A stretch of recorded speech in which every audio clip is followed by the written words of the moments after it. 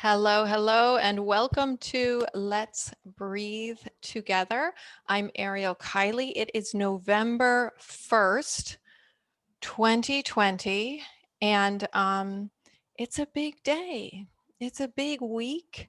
It's been a big year, and I think it's a really great time for us to breathe together. The topic of our gathering today is ready for anything.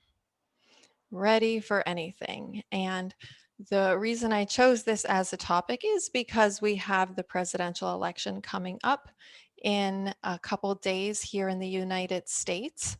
And there is just a lot of tension and worry, understandably, about the future of the country and what's going to happen in the election.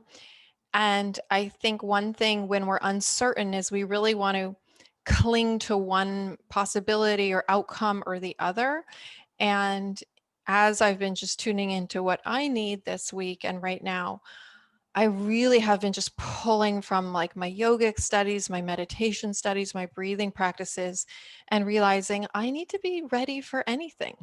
I need to be hopeful that we have the best outcome for all of humanity and the planet, while also being ready for anything. And so this lesson will work for if you feel stressed about the United States election, and it will also be a really probably helpful little lesson if you just sometimes feel like you're clinging to an outcome and you realize you can't cling to it, that you need to be able to be open to whatever will be, that will be. Okay. So first, let's just take some breaths together. So will you please find your tall seat?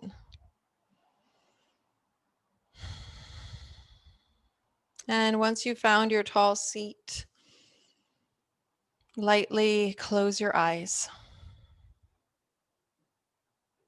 and inhale and exhale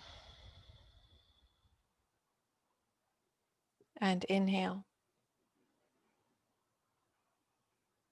and exhale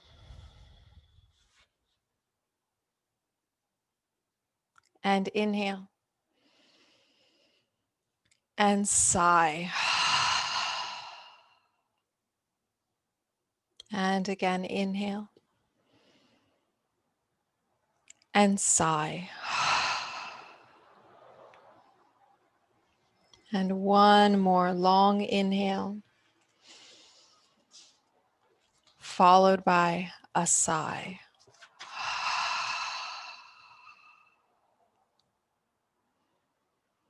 Then you can just lightly open your eyes and have a look around your space and see what you see in your space. See where the walls are, see where the furniture is, see where the plants are and the windows are. Notice what's happening in your space. And then will you just notice if you can find any problems in your space? So see if there are any problems happening in your space, okay? Because we might have a lot of problems in our mind right now, but see if there are any real literal problems in the space around you. Do you see any, like wolves or tigers crouching in any corners? See if there are any literal threats or problems in your space here and now in this moment.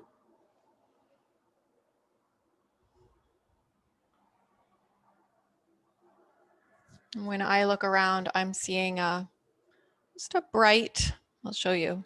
I'm seeing a bright Los Angeles apartment. There's my desk area.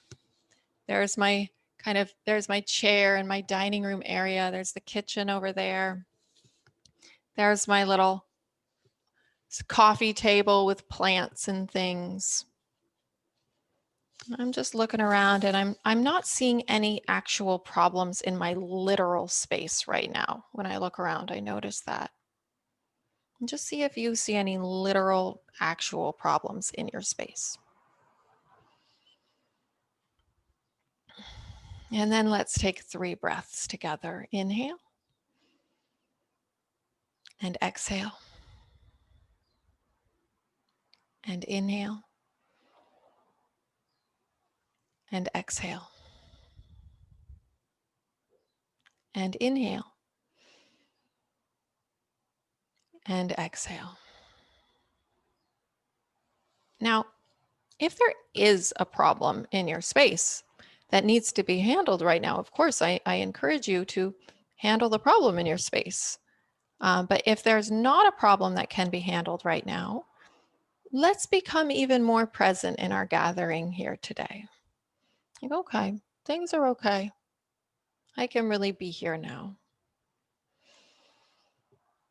Now, the next piece I want to invite you to notice is if there is inner resistance around problems in the mind. So, really, just, and what we can all do together is close our eyes, feel your body here, feel your clothing on your body.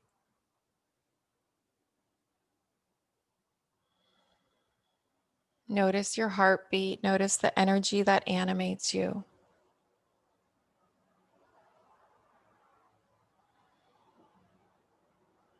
And then take note of any thoughts that you've been thinking strongly lately. Any thoughts you've been thinking strongly that are creating inner resistance. Maybe they're thoughts about things you don't want to happen or things you don't like that are going on, things you want to fix or you feel are problematic. Notice your latest thoughts. You can even, if you have a notebook nearby, you could even like write down, these are the thoughts I've been thinking that are problematic, if that helps you.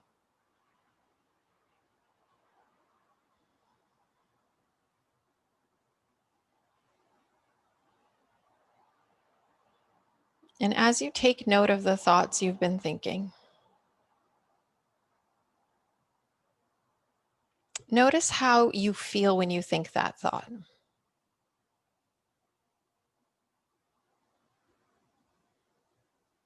Notice if there's any inner tension or clutching. When I feel this inner resistance, I feel tension in my chest. I feel holding in my breath. I feel clutching in my throat.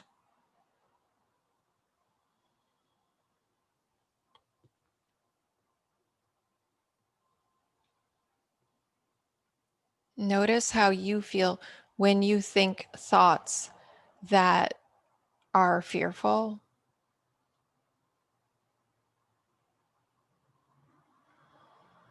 Notice the tension in the body.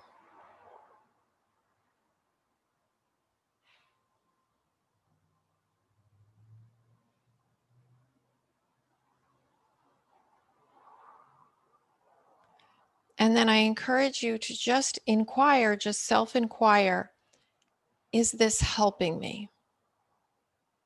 Is this tension, my reaction to this thought, is it of service to me? And I'm not being like rhetorical. I'm really inviting you to ask yourself that. Maybe it is serving you.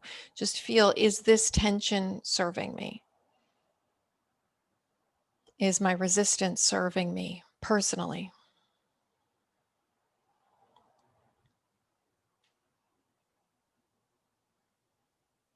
And let's just take 3 breaths together. And you might be in a tense place, and that's natural right now. As I think about my thoughts that create resistance, I'm feeling tense. And let's just take 3 breaths together. Inhale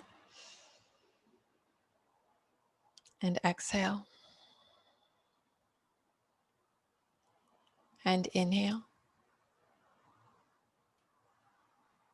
and exhale. And inhale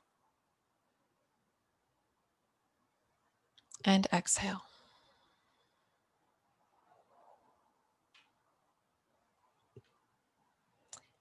Now, a really cool way to work with problem thoughts, thoughts about problems and fears, is to locate the value in the middle of that fear.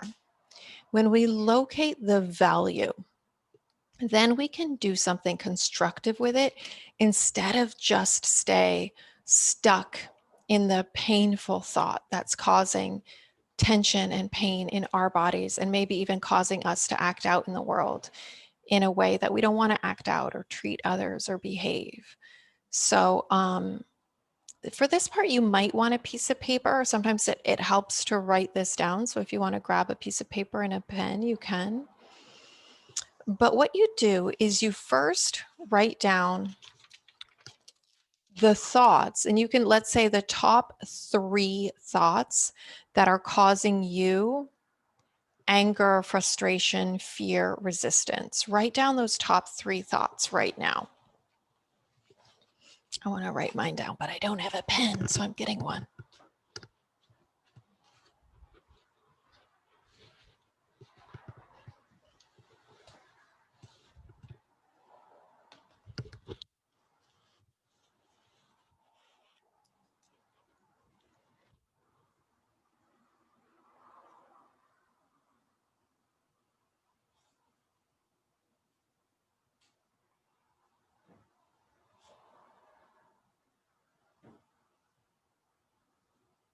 And you can write them in the most emotional way. Like, don't feel like you have to write them in a diplomatic way. Just write the raw thought down.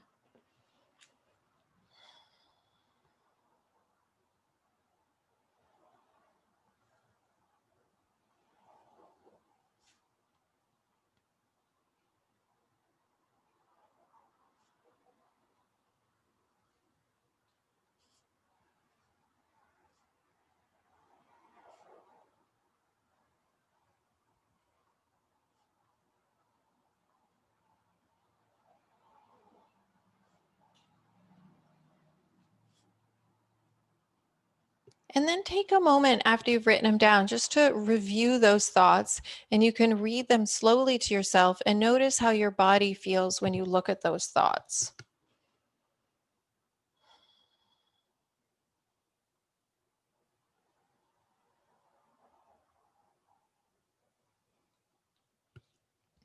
And what we're going to do next is locate the value inside each of those fearful thoughts. So then we can think about how we can do something positive and constructive, knowing our deep values instead of just being a cycle of the fearful thoughts. So, for example, I have a concern that if the election goes a certain way, the environment is going to be deeply compromised, more so than it is now. I have a concern for the earth if the election goes a certain way. Um, and my thought is, if the election goes this way, the environment's going to get destroyed, which is a terrifying thought. The environment's going to get destroyed. The earth is going to get destroyed. And if I think that thought, I literally feel my throat block up. So if I'm going to locate my value in the middle of that thought, then I can take it and say, what is this thought teaching me about my value system? It's teaching me that I love the earth. I love the earth and I believe in loving nature, taking good care of nature, preserving nature. So then write down beneath the positive value under each thought that's a fearful or negative thought that it is reflecting back to you that you have. Okay. So I'm going to write down how I love the earth and I believe it's each of our job to be committed to the preservation and health of this planet. Now you can go through yours and write down the value that's inside each of those uncomfortable thoughts. Okay.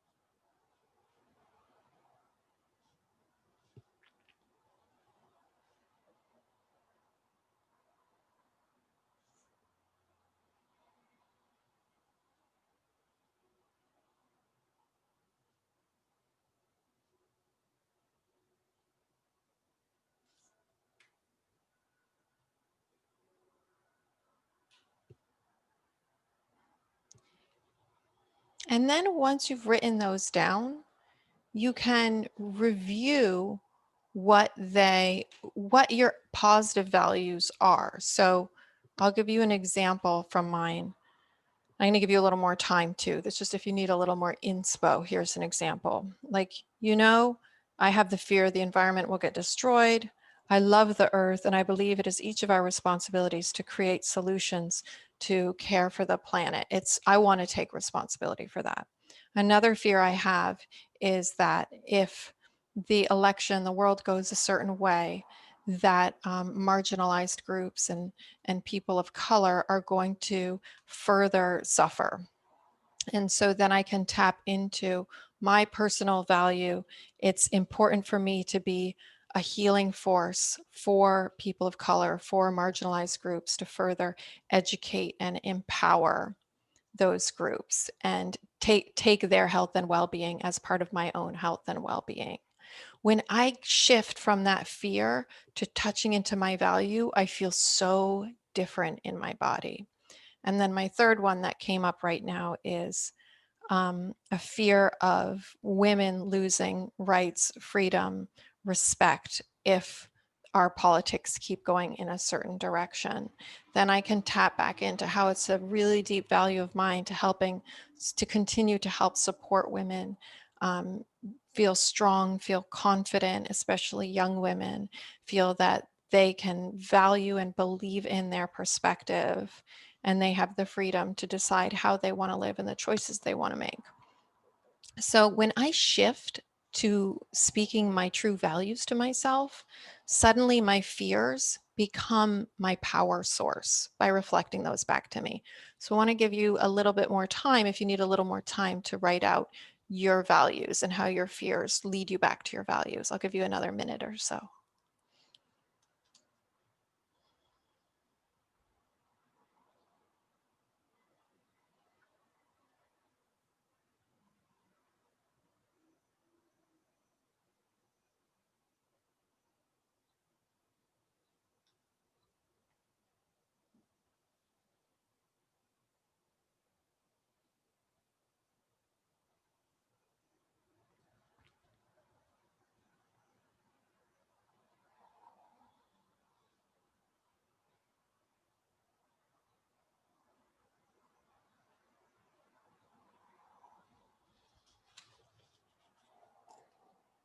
And if you're finished, you can always just enjoy your breath.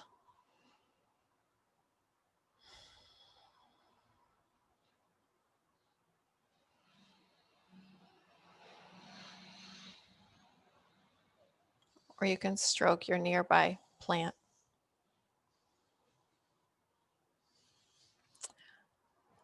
So I think it'd be super cool if you're open to it to type one of your values in the chat box. If you're open to it, like don't type the fear, but just type the thing you believe in. Type your value in the chat box and just like putting that into the group. And I'd love to read a few of them out loud if you're open to it. Put your value in the chat box, just like I just shared my values. And let's see how we feel just hearing and sitting with some of those values.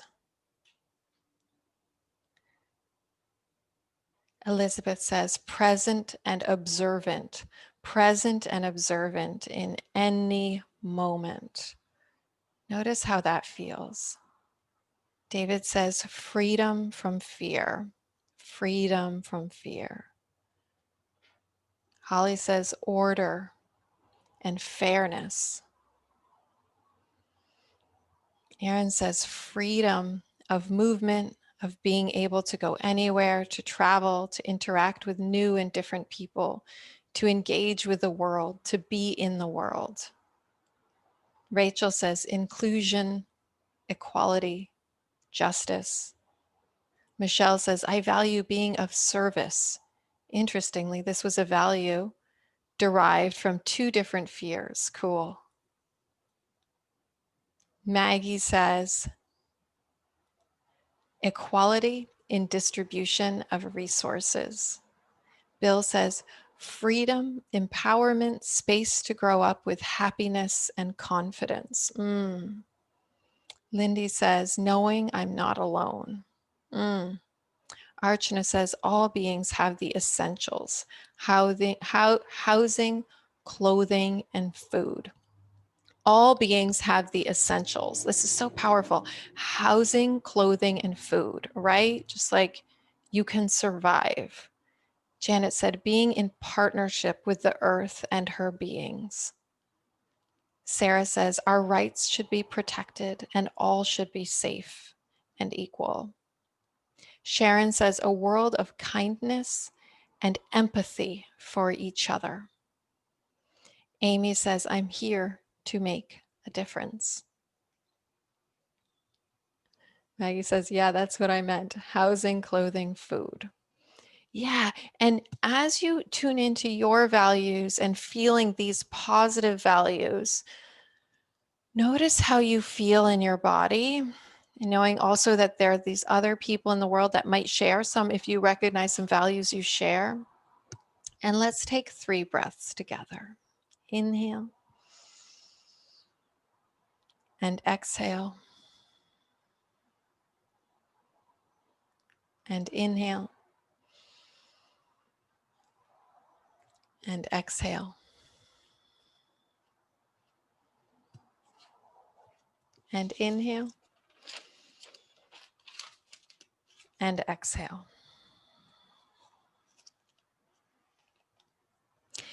And then I encourage you to rest one hand over your chest, right over the heart department, where we often feel our values and also feel the strength of our values. The heart is a very powerful muscle. So if you're comfortable doing so, just resting your hand here and lightly closing your eyes.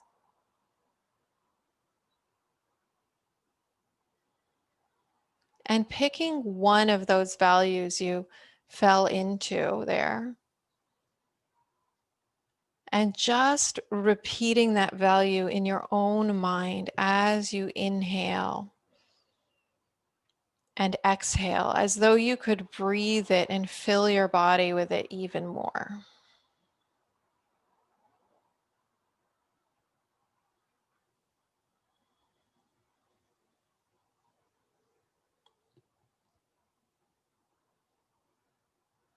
Notice if you could give that value a color, what color it would be.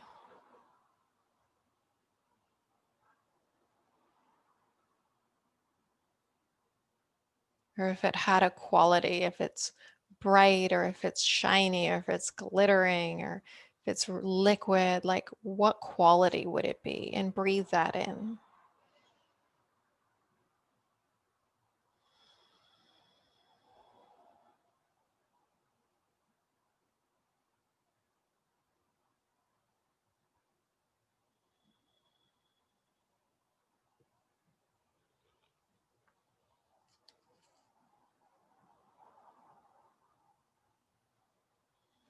And feel your commitment to this value no matter what the rest of the world is doing.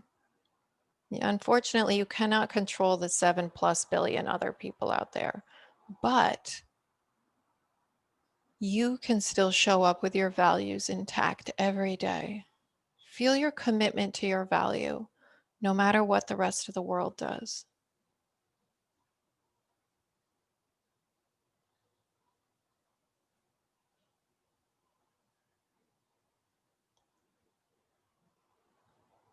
The super cool thing is the more you commit to and live your value, the more it becomes a reality that other people can participate into.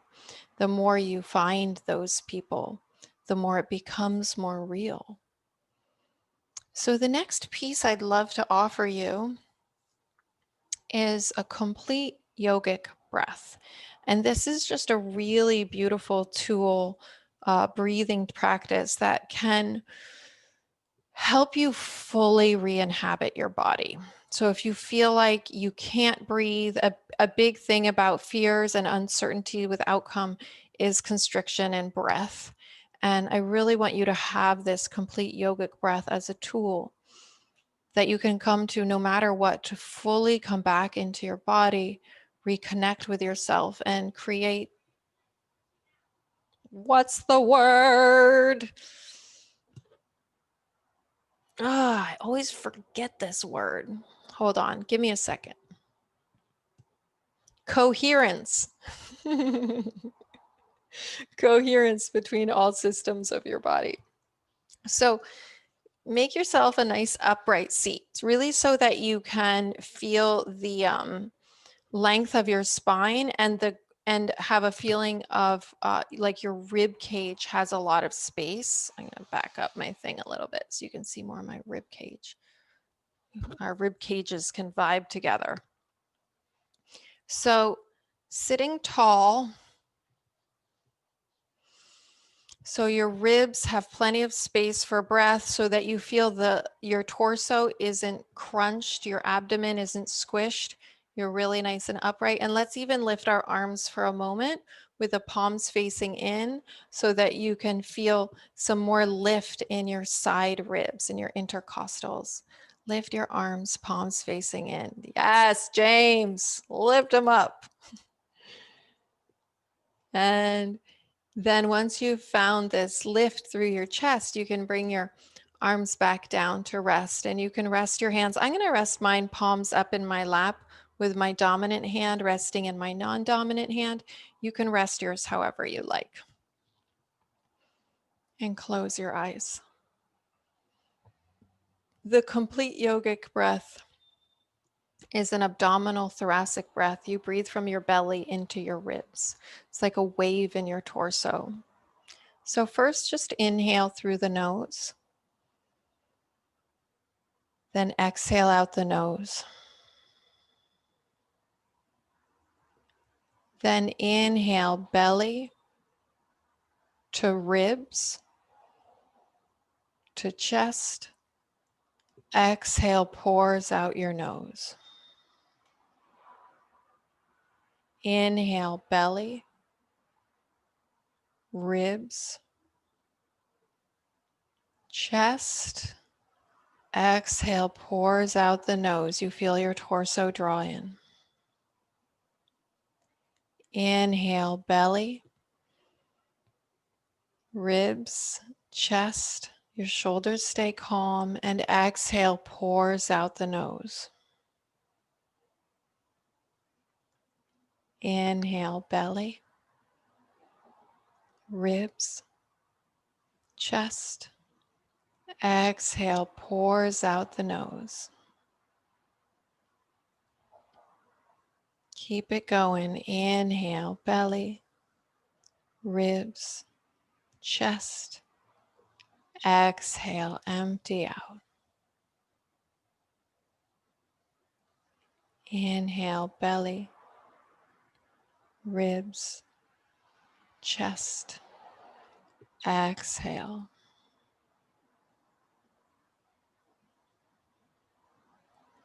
Inhale, belly, ribs, chest. Exhale. Continue on your own a few more rounds, fully inhabiting your body.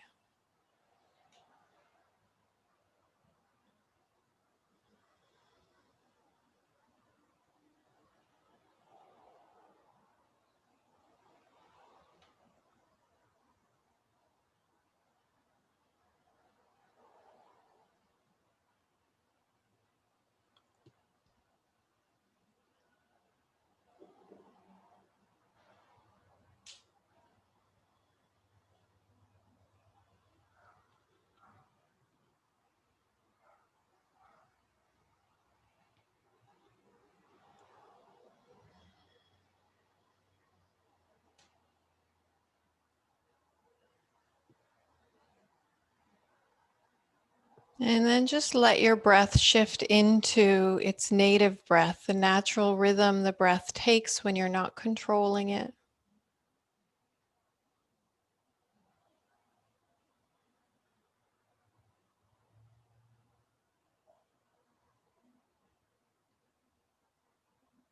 Sit tall and know that you cannot control the world out there, but you do have some authority over the world in here. The visions you hold, the actions you take, the way you treat your fellow beings.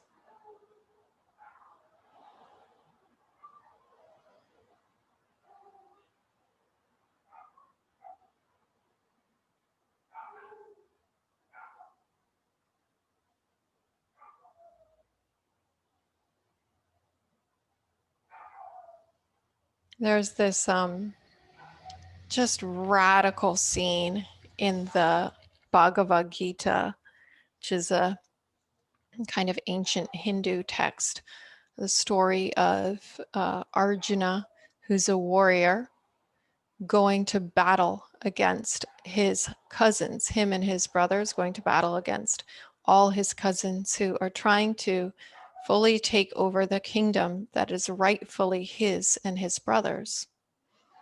And in this story, Krishna, of course, the omniscient, all-powerful, all-seeing God, is disguised as his charioteer. And Arjuna is very conflicted about going to battle because he doesn't want to hurt his cousins and he doesn't want to hurt his uncles and his tutors or the people who wound up on the other side. But he's a warrior. He was born a warrior. So they pause time.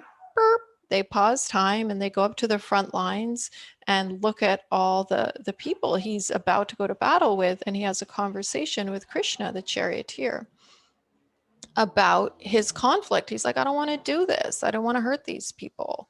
They're beloved people to me.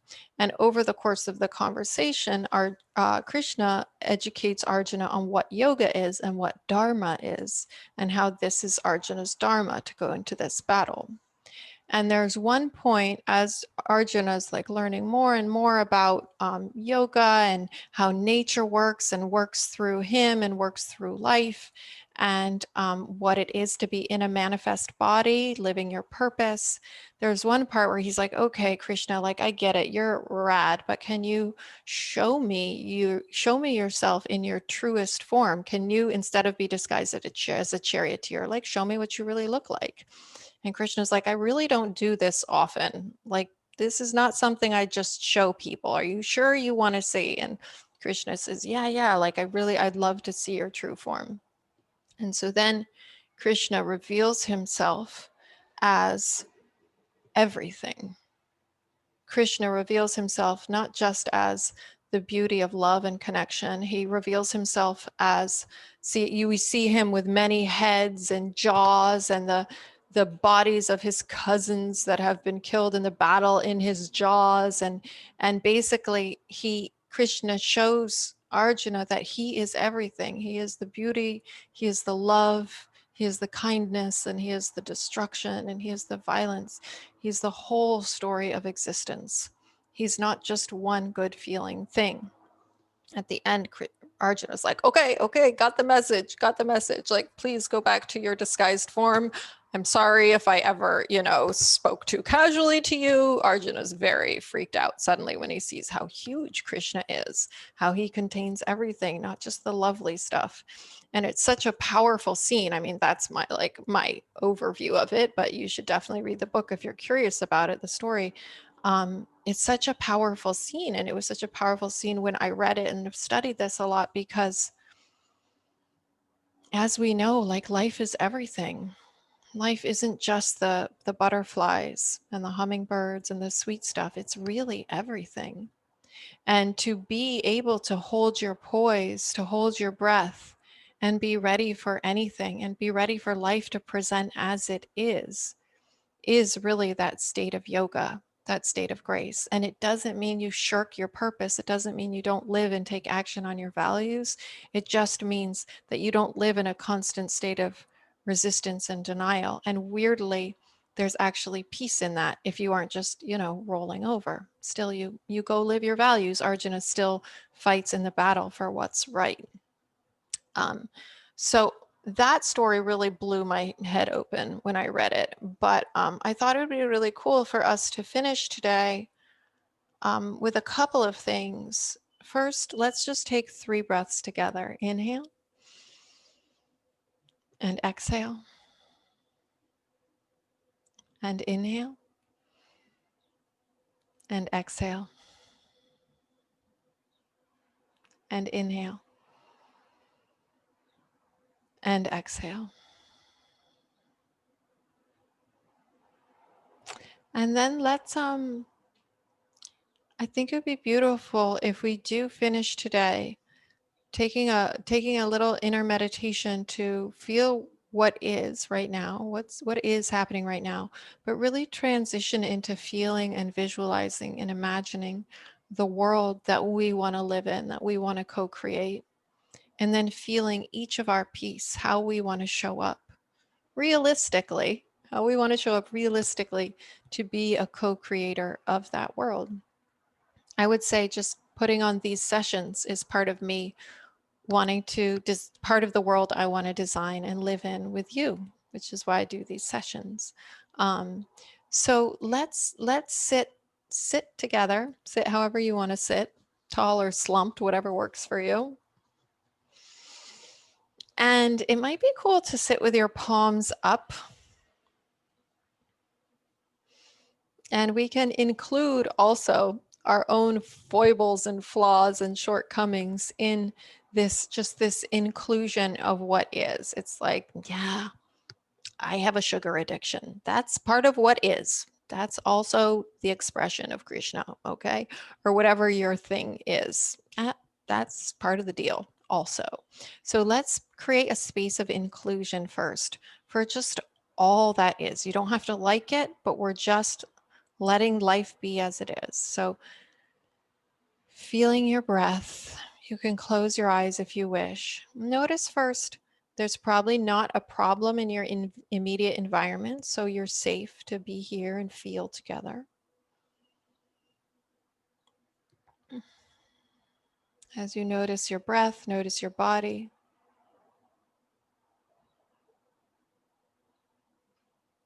See if you can let things be as they are.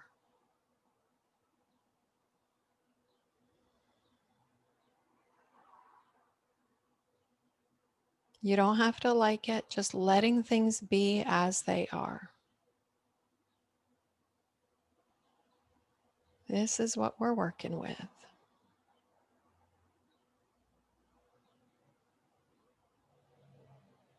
And you're still with yourself.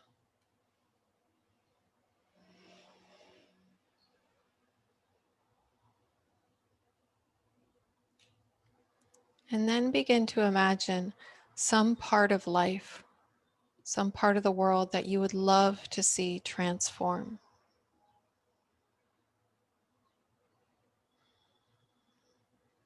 And deeply imagine what it would be like if that part started to change. I'm imagining reforestation across the planet, rewilding.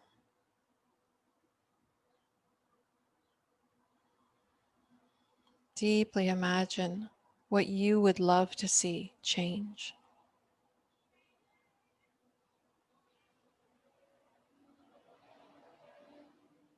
And you can start with one topic, but feel free to go to any topic.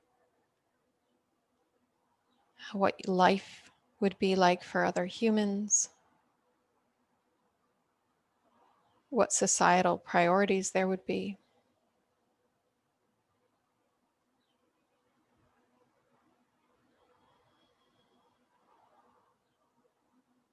What exchanges in daily life would be like, what work would feel like.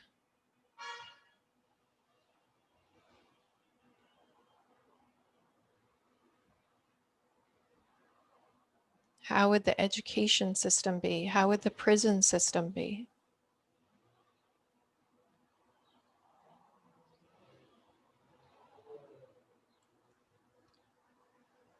If you have children or nieces or nephews or godchildren, or grandchildren, what life would be like for them.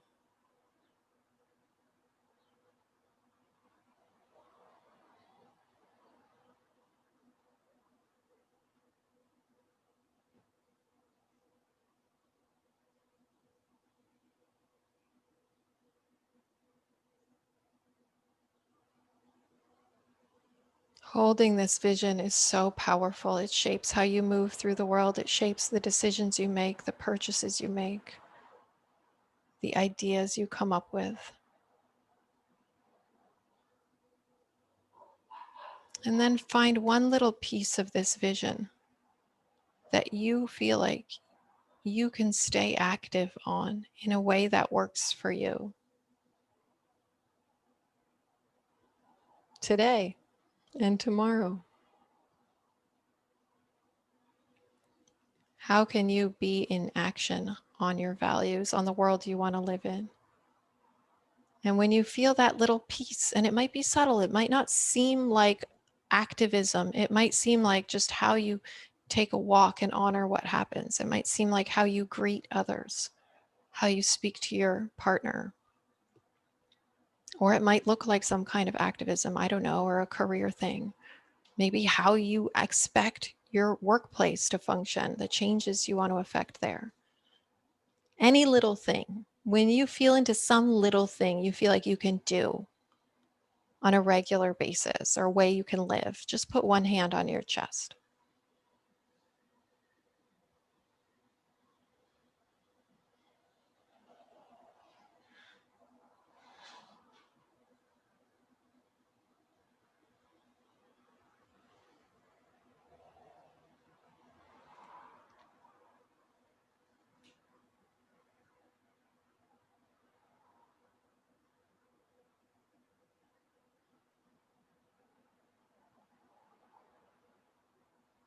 And then you can write down for yourself if you want to remember that one little thing you want to do.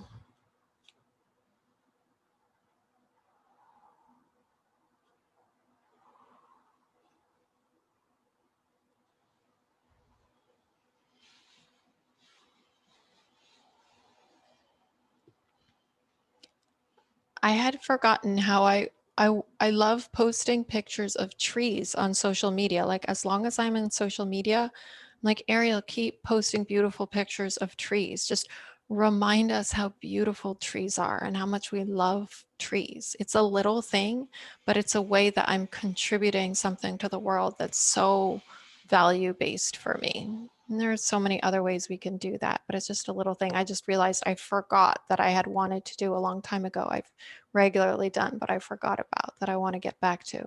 If I'm on social media, I want to make sure I'm posting pictures of trees.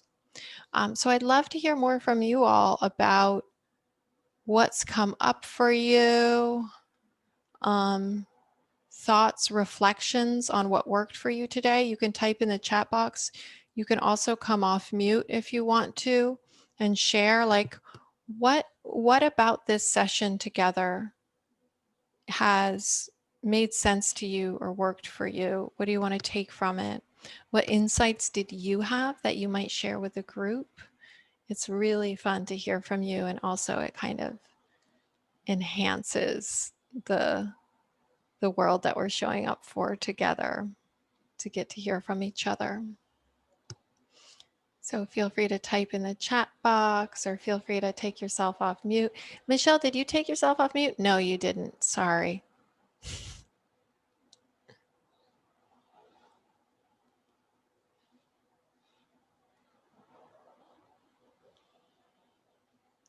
Amy had a beautiful vision of a world where we create more and buy less. Create more and buy less. Oh, yeah.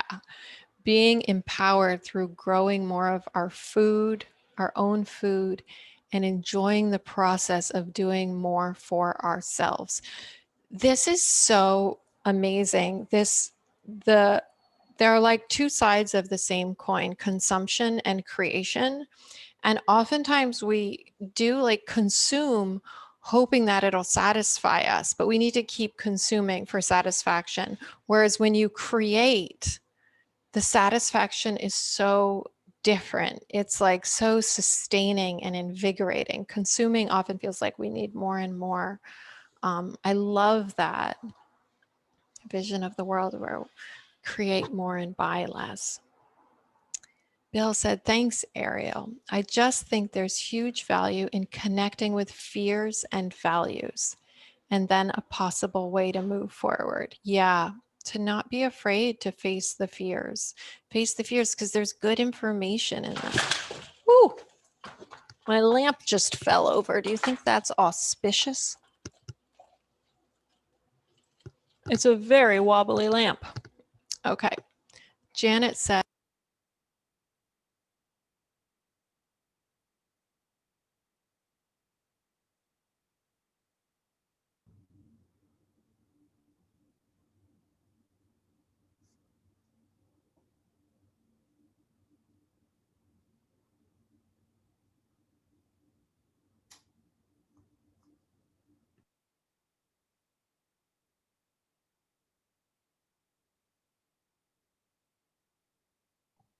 Ariel, you're muted.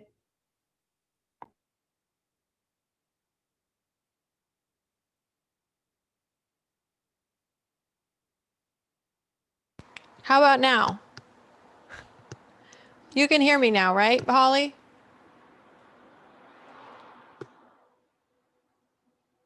I can't see anything. Oh, Pam, will you nod yes if you can hear me? Okay, good. I have this little fancy button on my thing, and sometimes I push it by mistake. Okay. Michelle said, it was extremely helpful to look at my individual fears and then feel empowered by looking at my value and find the actions that creates what I am able to contribute. Cool. Yeah, that little step-by-step process. James says, I feel like I can't take care of everyone until I figure out how to take care of myself. But then I start to think maybe the way to take care of myself is to start by taking care of others. Oh, amazing. And that's that whole like service thing, right? Like when you show up in service to others, you're taking care of yourself. And when you show up in service to yourself, you're taking care of others. I think it goes both ways. Let's experiment with it. Lori said, thank you, Ariel. So inspirational as always. Janet said, love facing the fears and the powerful revealing of the values they hold. Cool. And thank you, Lori. Elizabeth said, thoughtful activity. I think you are muted. I wonder how long I was muted for. Can't hear you. Muted and falling lamp. Yes. You've been muted since you said my name. Oh, that's how long? Did I read your share, Janet? Janet brought me into acceptance. No, ugh, I'm going back in time. Janet said, brought me into acceptance regarding how much love as well as how much rage I have. With that, I can co-create more beauty and honoring of nature and her beings, as well as my writing honoring them. Wonderful. Did I read Michelle's? It was extremely helpful to look at my individual fears and then feel empowered by looking at my values and find the actions that creates what I'm able to contribute. These are all worth hearing many times. Okay. David says, I was thinking of yin and yang. Both exist. Yeah, both exist and the need to deal with both. Amy said, I felt a really strong energy from the group of individuals here tonight. Yeah, it's tonight in the UK. Thanks, everyone. Thank you, Amy. Me too. You feel very grounded. Maggie said, I feel the same way as what others have said about finding actionable values through fears, but also really appreciated hearing your summary of the Bhagavad Gita. It gave me an experience of the everything, which helped reconcile some things I was pushing away.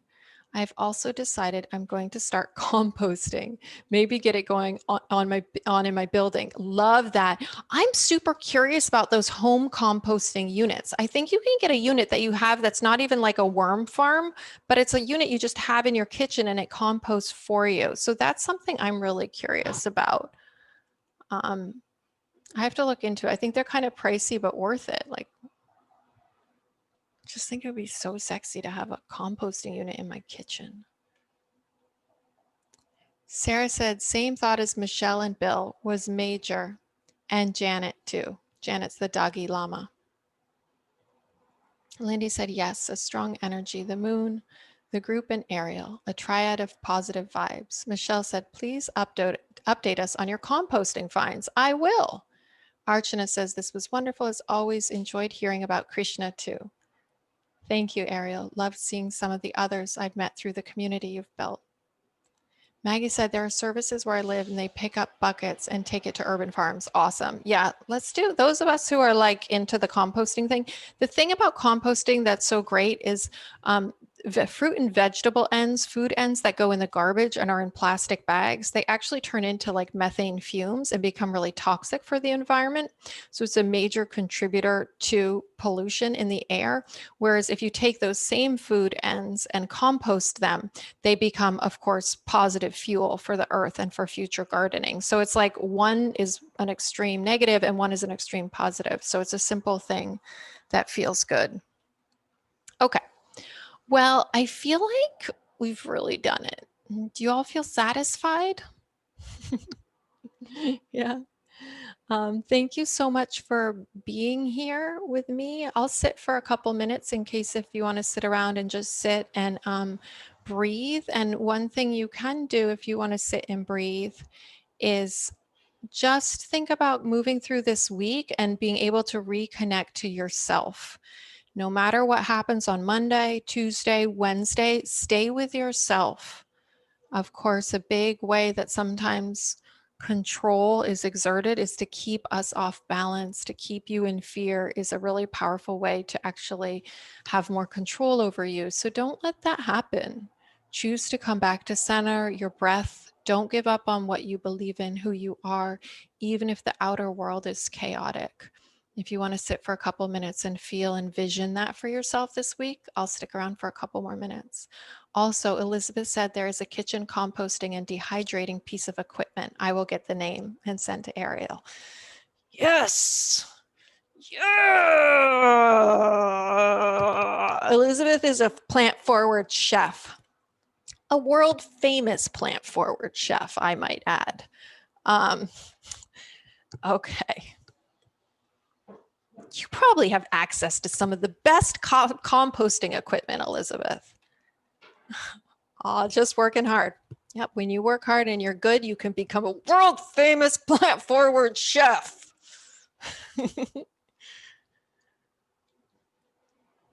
Oh, Holly, you had a worm composting unit, but all the worms escaped onto your floor. That's like bad marketing for the worm composting units. Okay, I'm going to sit for a couple minutes. I'll set my timer for 3 minutes. Feel free to stay or go as you wish. Thank you for being here. I really appreciate it. I love seeing your faces and feeling your spirits. Already, I feel so much better. Okay, 3 minutes optional closing meditation starting now.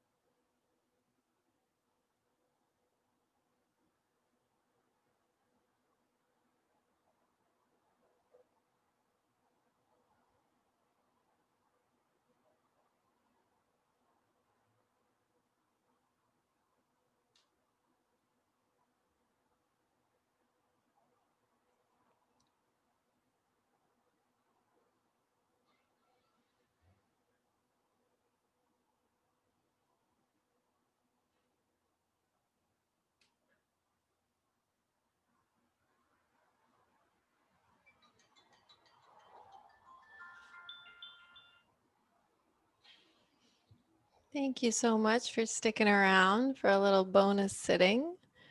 And I hope to see you all sometime soon. Stay in touch. Thank you for being here. Mwah. Bye, friends.